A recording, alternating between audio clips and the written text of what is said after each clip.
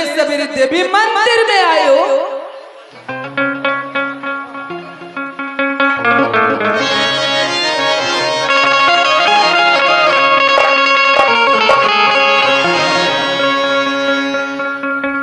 सुनिए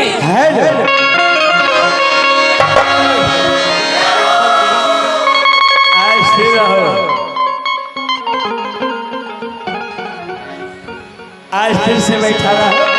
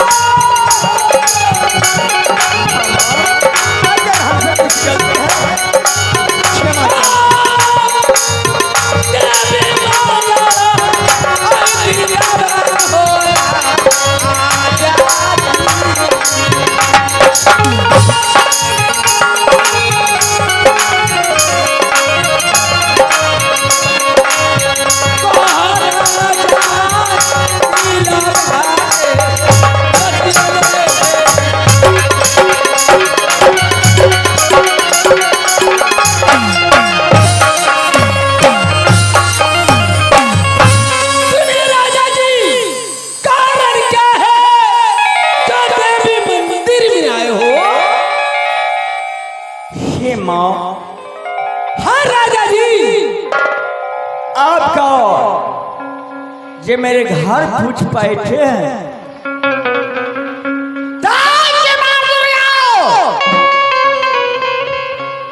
मेरा 14 कोस का राज सोनापुर शहर है। 100 में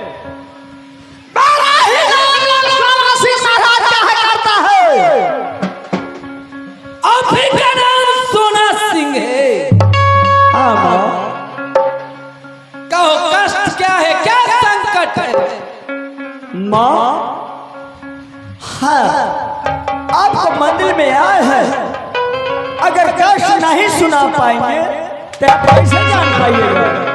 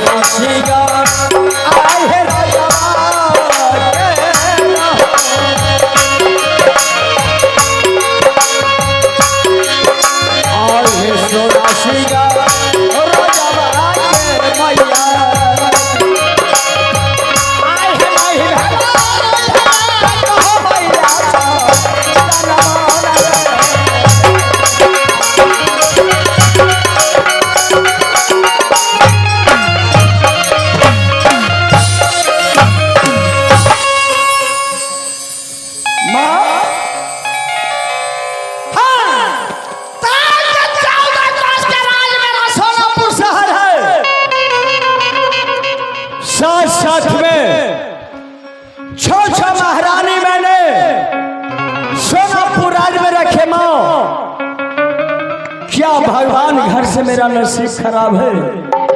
जाके 14 कोस करा सोनापुर शहर सोना सिंह महाराज को 6 पटरानी से अगर एक संतान नहीं हो पाया माँ, इस राजा किसी काम का नहीं रह पाया। क्या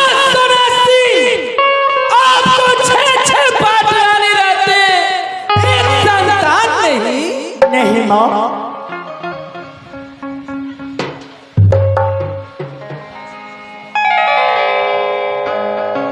सुनिए, आप यहां से जाइए काशी का देश और काशी से विद्यावान पंडित जी बुलाइए।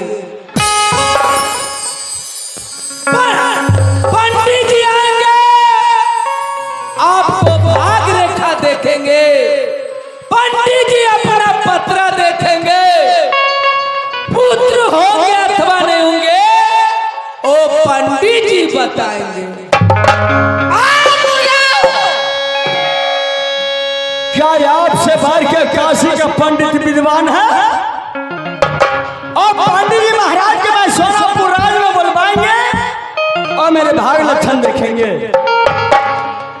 विद्यावान पंडित जी होते हैं और 12 बरस आगे और 12 बरस पाछे के हाल जानते हैं।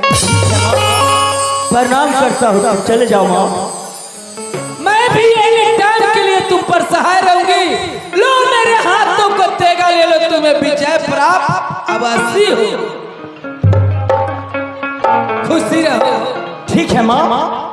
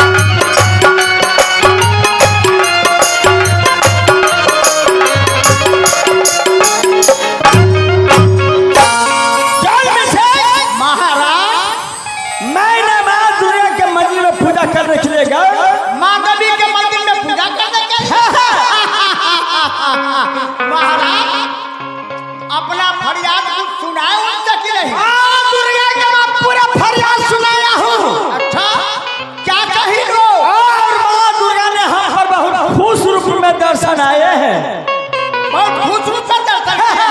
अच्छा, लेकिन जुल्म से माँ देवी क्या बोली है? कुछ कहे उनसे? कहे हैं तो वो क्या कहे हैं?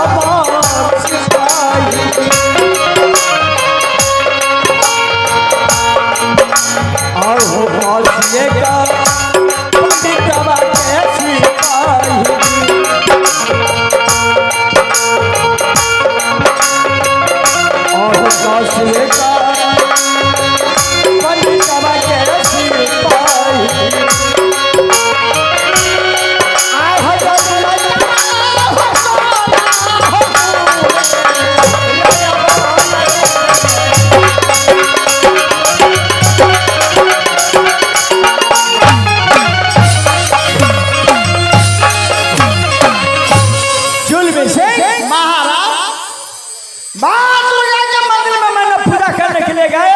अच्छा, माँ दुर्गा ने बहुत खुश रूप में दर्शन दिए।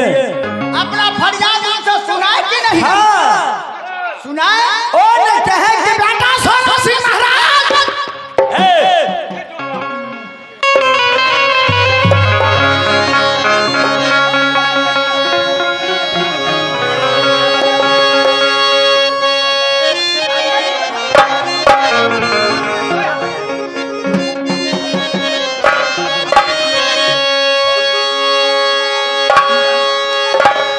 माँ देवी क्या कही आपसे?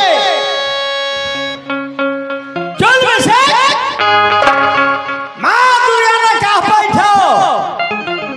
जय के बेटा सोना सिंह महाराज, हमसे बढ़ के काशी का एक पंडित है, खूब विद्वान पंडित है।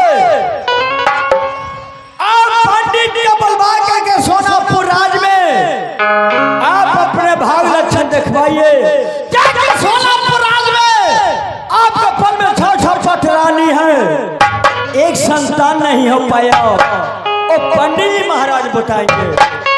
ए लाल बहादुर, दोनों आदमी जाओ, तुम जुल्मी सिंह और काशी के पंडित के बुला के अपने सोनापुर राज में जितना जल्द होगा उतना लेके आओ। महाराज ये बात मेरा मौजूद नहीं है, मेरा मौजूद नहीं है। अगर आप काशी जाने के लिए आप चाहते हैं, भेजवाने के लिए चाहते हैं, तो हमको भेजिए तो उसको नहीं, और उसको भेजिए तो हमको नहीं। कहेला हाँ? हम चोर हती, हाँ? हम चोर हती। चोर नहीं है, ना गुंडा है तुम, तो हथलपक है। हतलप, हाँ, अरे हतलप होतिए कह। जो चिड़िया कहे कुछ भी अगर बढ़िया सामान देख लेता है महाराज, उधर बात करेगा, इधर हाथ बढ़ा देगा। आयो खाली मेला में से देख, एगो औंठी, एगो सिर। देख लीजिए। पैसा दे के मगनी, पैसा दे। अरे पैसा तुम देखा कहीं है जीवन में? पैसा दे के खरीदा है। अरे कहाँ से लाया? मेला में पैसा दिया दुकानदार? 10 रुपया 10 रुपया दिला दिया। तब शाबाश बहादुर। और कुछ है? आई मुंगर का उठी पैसा दे दिया। ई मौगी लग गलिए, ये तो मौगी के हाथ में पैसा भेज दे भाई। बेहुदा कहीं करो, सामान तुम लिया, तुम्हारा पत्नी एटीएम करेगा। बिहार में अपने आके दे देते। तुम्हारा पत्नी के यहाँ मिला में दिया। हाँ हाँ वो आके दे देते। अच्छा अच्छा, बहुत अच्छी बात। जुल्मी सिंह, छोटवा जो ये भी सामान लेता है तो ये अपना पल से लिया है ना? हाँ, ये लिया है तो ये 10 रुपया दे दिया। हाँ, इसको पत्नी कल है मेला देखने आएगा, हाँ, तो इसको पैसा भी दुकानदार करेगा, ताकि इसको पल में पैसा नहीं था। ना नहीं, पर पैसा बाकी न रहता ना। एकर पत्नी दुकान में जताई, फरतून दुकान में जे मन पैसा भाई के फरतून बना दे देती। बाप रे बाप, केने गेलो हो उरिल भाई, उरिल भाई, ओ उरिल भाई हो केने आता हो? रे क्या करते हो?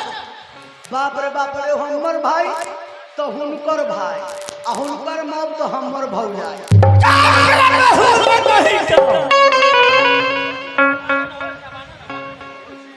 अरे दोस्त यारी की बात होगा कि तुम्हारा उनको पत्नी भौजाई लगता है? ना ना ना, हाँ भौजाई लगते, भौजाई भौजाई ओहे बिहान अलथिन तो दे देथिन पैसा।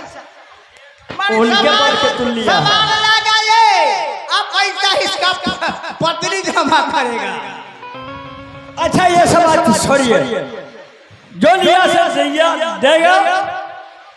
ए लाड बहादुर, एक बात, हम हुनका जोरे ना जबे, हम कहा ना पहले कि हम उसको जोड़े नहीं जाएंगे। हम जबन कब जब हम अपन पूरा व्यवस्था ले लेबै तब। तो हम कहता जे हम न जाएंगे, जुल्मी सिंह कहता जे हम न जाएंगे। मालिक ई बताऊ, उ 24 घंटा भूखे रहल, भूख उनका बर्दाश्त दो है, आ हमरा है गैस्ट्रिक के शिकायत। अगर हम गैस के दवाई लेके न चलब आ सवेरे भोजन न करब तो भरो दिन भरो रात भर भर तुम्हारा कौन दवाई चाहिए? तुम्हारा कौन दवाई चाहिए रे? हमरा दवाई चाहिए मुंह तो मकई के सतुआ हमरा देवा कहीं को मुत मकई के सतुआ बनता है। अरे चाना मक्का के सतुआ बनता है कि मुत मकई के? ओहे चाना मकई के चाना महाराज ओहे बोले देवा दिए। आप इतना समझिए दिमाग में, भगवान भी गलत किए हैं कि इसका ऐसा नई लाइफ को पैदा करवा दिए हैं। समझ हमर जलमैया नाचे में आयल ऐसे ना बोलिए। जलमैया क्या नाच में है? हाँ तबाल तो जन्म देने वाला तो बाप होता है। हाँ तो वो है बाप का नाच में है ये। नाच में। बट मारेंगे छोटा कहीं का देखा दिया कहाँ है? ओ बाबू भैया बना इतने नौ लाश से इतने ना हुआ बैठल ओ भैया बना। अच्छा वो प्रोग्राम देखते हैं, तुम्हें जलवा देखते हैं हो। जाल में से हाँ महाराज समय नहीं, आप और लाट बहादुर जतरा जान होगा तो पंडित जी बोल महाराज के बुला के लाइए। जहाँ जिस आदमी से हम बात करेंगे वहाँ केवल उसको सुनना है। अगर जाल में से मैं बुझ गया, जहाँ जुल्मी से बात करेगा तहाँ तुमको काम है सुनने का, जहाँ तुम बात करेगा तहाँ जुल्मी से बात सुनते रहेंगे। ठीक है जाओ।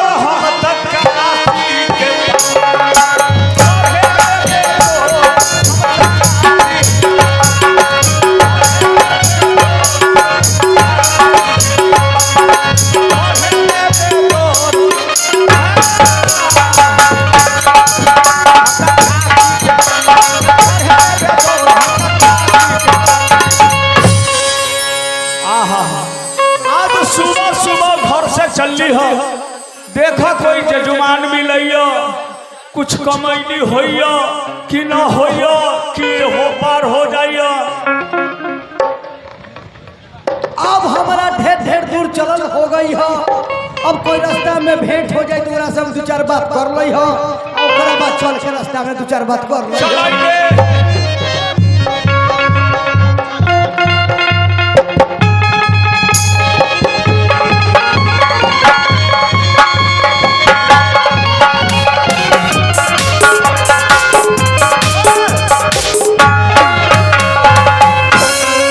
भले आदमी कहीं के रास्ता न चले आवे छ त तू आला कहला माने हे हमारे रास्ता चले न भैया करनी तो रास्ता में तू चल दारू तारी पी के तू हमरा कहे छ माने हम दारू तारी पीने वाला सोच रहे हैं तुमको। आए तो हम तोरा कथी बुझाई। अरे तुम तो पिए हुए है ना। हाँ। सबको पूरा देह गमकता है।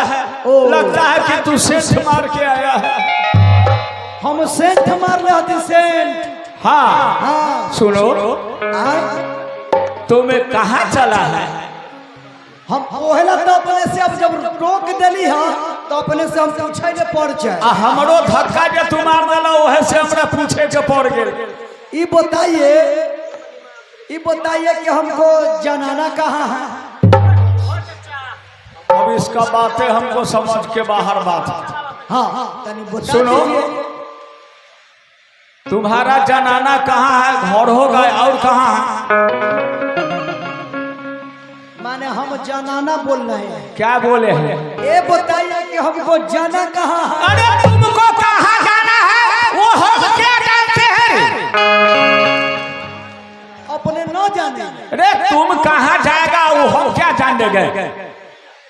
अरे तोरा दा गड़बड़ा गेल के बात सही है कहले हमरा जाके हुआ कहाँ ए तनी सब बताओ ना। फिर वही बात फिर तो तू उल्टे बोलता है। हमरा भोर पड़ल हती कहाँ जाना है हम याद करा दियो। हमरा याद करा दे भैया। हमरा जाके हुआ कहाँ राजकाशी। काशी में। हाँ अरे भले आदमी कहीं के काशी में तो तू खड़े होता। ये राजकाशी है। हाँ यह काशी नगरी है। बाप रे बाप ये राजकाशी है। ये बैठल ऐसे पासी लोग है तारीफ मिलता है। ये सब लोग ब्राह्मण है। इस सब पर हम ना हाँ हम जाने कि ई राजकाशी बैठल ऐसे पासी है। ऐसा बात करता है रे बेहुदा का यहाँ पासी नहीं मिलेगा या तारी पानी नहीं चलता है। ओ अच्छा ई राजकाशी भेले ना। हाँ ई ओहे से साला बिजली बत्ती से जोर भेले।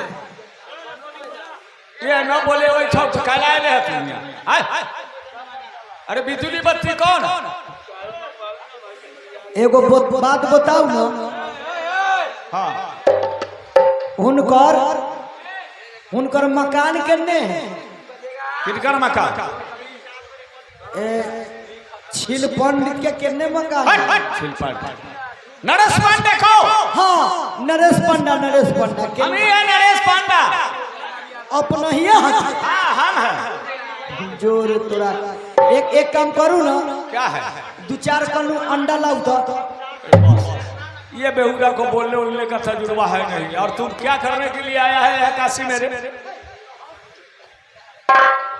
हम जाने ले कि नरेश पंडा अंडा के दुकान खोल ले है। पंडा अंडा का दुकान बेचता है अंडा बेचता है। जिया जाओ तुम जाओ पंडा नहीं मिलेगा।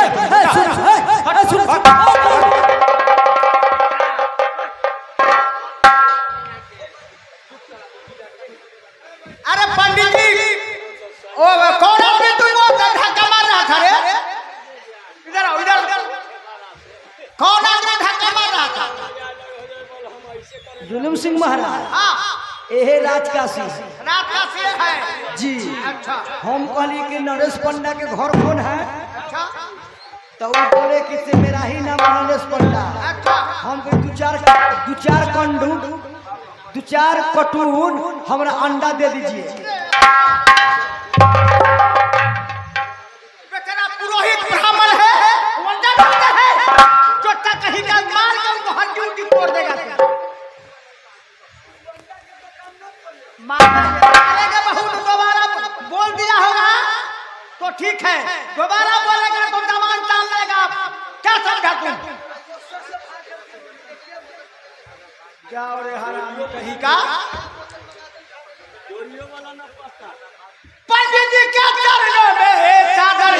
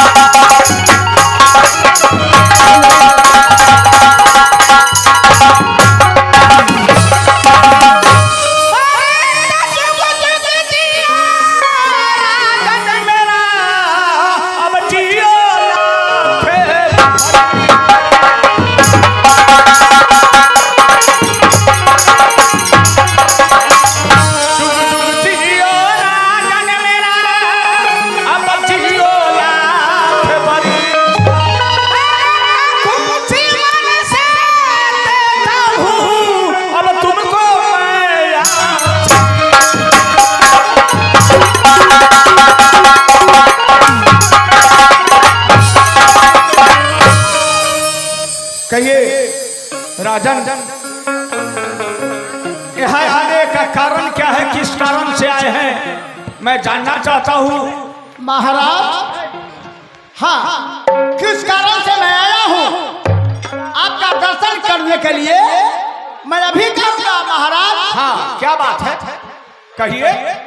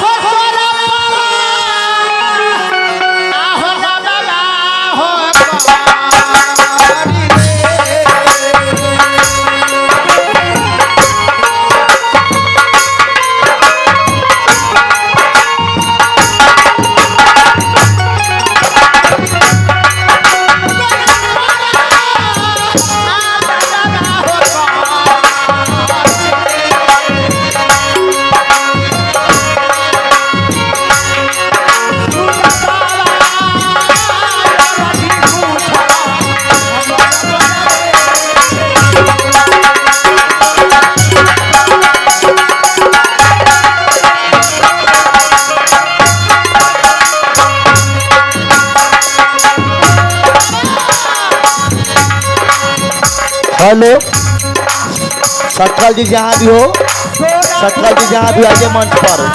सकल जी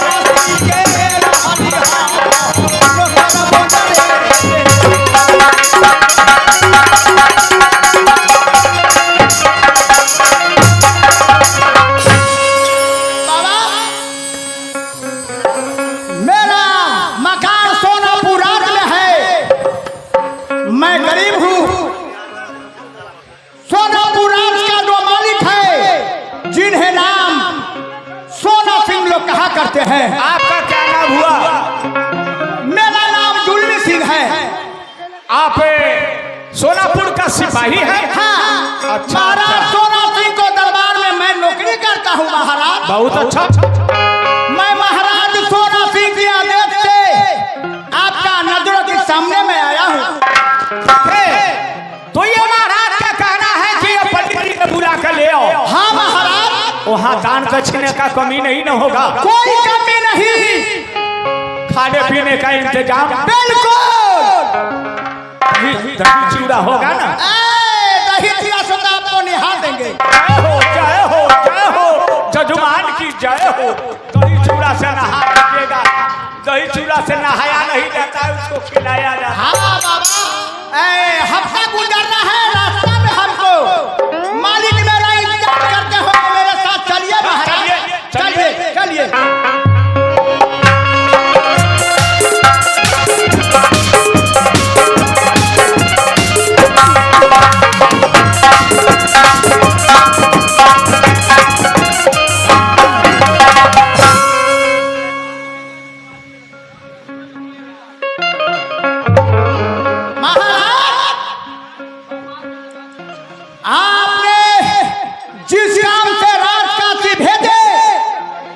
मैं हासिल